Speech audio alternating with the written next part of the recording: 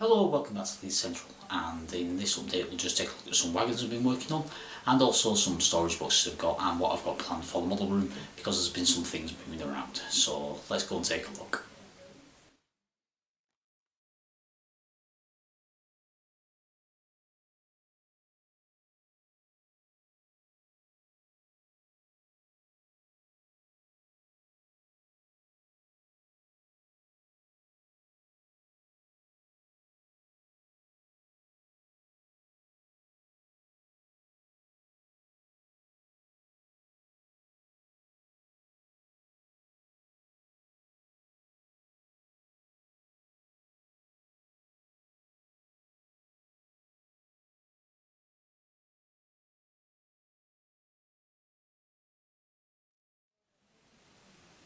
Okay, so most of the progress has been on the workbench this month, looking at some wagon projects I've been working on. The first one, as you see on the revolver here, is the 24.5 tonne MEOs for representing the methyl to long Gantt traffic in the late 80s. These lasted till around 1987 on this traffic, so I've got these first three of those done up, and we'll take a look in a moment at painting them up into weathering from the chassis going together and also the painting job I do on those. They actually started out in standard Freight Wagon grey and are now in this really dark grubby condition, so we'll show you how I lay the paints up onto them. Also on the workbench this month I have got the 20 tonne tanker painted into its first base coat of black, and the next wagon in the production line is this Cambrian whale, which I'll feature as part of my kit comparison video that I'm slowly building up as I do. I've done one from Parkside in the 24.5 tonne wagons. I've now done my first one from Cambrian, and the next ones will be for that project. I have this Slater's 20 tonne LNER hopper that's in the queue, as is this Dapple Interfrigo fan. So them four kits will feature in that upcoming video at some point. Also on the workbench is the ale wagon, is in for its weathering. That's going to be the next thing I get on with, and also the next of the Lothian buses has been painted up. This was actually the prototype I did for the project that was viewed that was in the last update. I'm just painting that up to the similar standard as the other ones. That will have three for working on Leith Central. And on that process there I do have another one of those Olympians, which will become an Eastern Scottish example. So there's quite a queue of kits there to keep me going. I've also got some others on order which I'll take you through when they arrive. The main reason most of the focus has been on the workbench is I'm having a bit of a change round in the model room, and that is because I'm getting measured up ready for the rest of the baseboards. So what I'm going to do is I'm going to talk you around the room and explain what is actually going to happen before I get to do it. The baseboards, I've just done all my final measurements earlier today, so I'll be ordering them soon, and hopefully, depending on the coronavirus situation at the moment, hopefully we won't see too long a lead time. I've been told somewhere around 8 weeks for those to be put together. I'm actually ordering them in flat pack form, and I will be building them up myself, which is bringing that wait time down and will give us something to look at on the channel. So I'll just now take you for a wander around the room and explain how it is now and how it's going to change.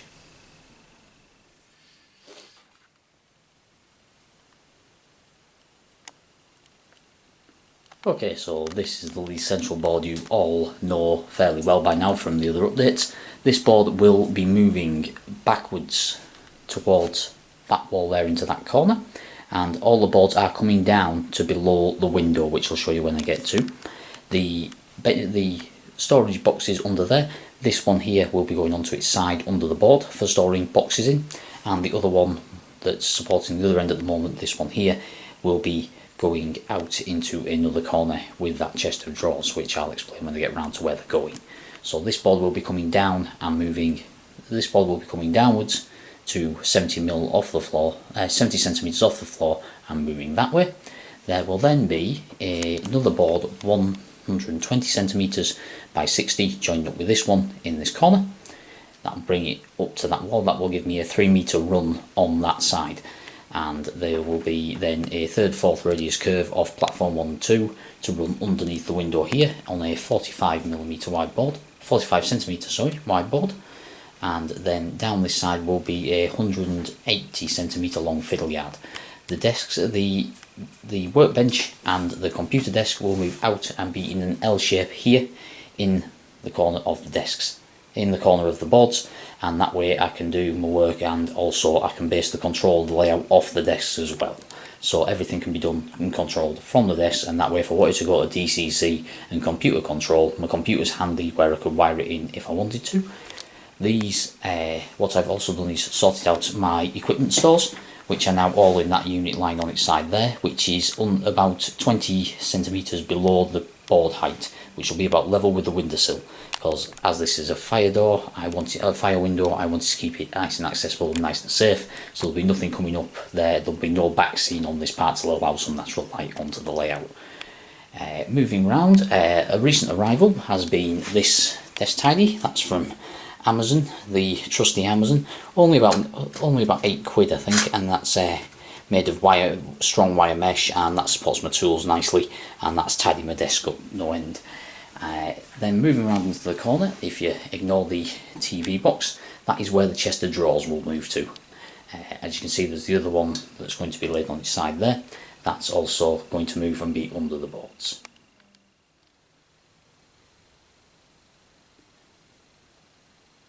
So the main focus for this episode will be taking a 24.5 ton Parkside Dundas BR open and turning it from the standard Freight Wagon grey into the late 70s, early 80s condition you see on the right. Okay, so the first thing you want to do when embarking on this weathering project is to pick your subjects. So what I've done is I've gone to Paul Bartlett's Wagons, and found the wagon I want to do this one as. You see it's a slightly different weathering approach to the other one with the grey along the bottom, whereas the other one had red Oxide doors which I painted solidly, so this will give it a nice contrast in the rake. So that's the one we were going to do on this one. So what I've got out is I've got some white, some rail match rusty rails, some sleeper grime, some black, and also some Freight Wagon grey and some Freight Wagon early grey, some coach roof and some Freight Wagon Oxide. Those are the colours I'll leave for this. For doing the red oxide, that's on the doors of the other wagon, I mix real Freight Oxide with BR stock crimson and a dab of black, and get that to the right consistency. And also for the panels, where applicable, you might need some warning panel yellow for the ones with the diamonds on there. So I'll get to getting the base colours put on. The idea, I usually start with conversely a usual conventional on this one. I usually start with the darkest colour first. So we're going to get some of the roof colour mixed with some black, which is the overall tone of the wagon, and we'll wash this wagon down with that until it looks about the right shade of dark grey brown.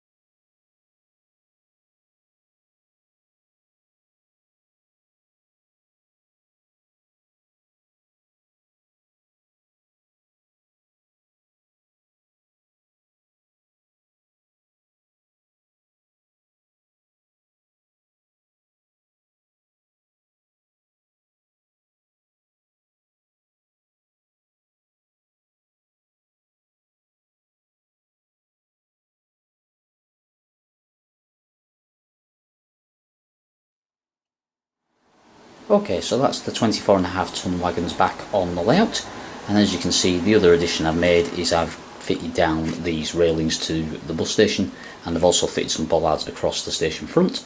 So there's been some little bits of work going on the main board, but not as much. It's mainly been focused on the workbench. So I hope you've enjoyed this quick update and a look at painting up them 24.5 tonners, and I'll get to doing the wagon comparison once I get the other two built. So that'll be coming up, and I've got some other kits on order, so hopefully we'll get a proper update done with some big work done in the next update. I've got the station building parts built, drawn out, so we'll have a look at getting them formed up as well. So not much in this update I know, but hopefully I'll get back to you with more on the next one, be it more wagons or be it more on Leith Central. I hope you've enjoyed looking at where I'm heading with the layout and what's all going to be on order, and there should be quite a lot coming up with regards to extending the baseboard and moving the room around, if I can find somewhere to put the tripod that I'm not going to knock it over. But until then, thanks for watching, and I'll see you on the next one. Cheers.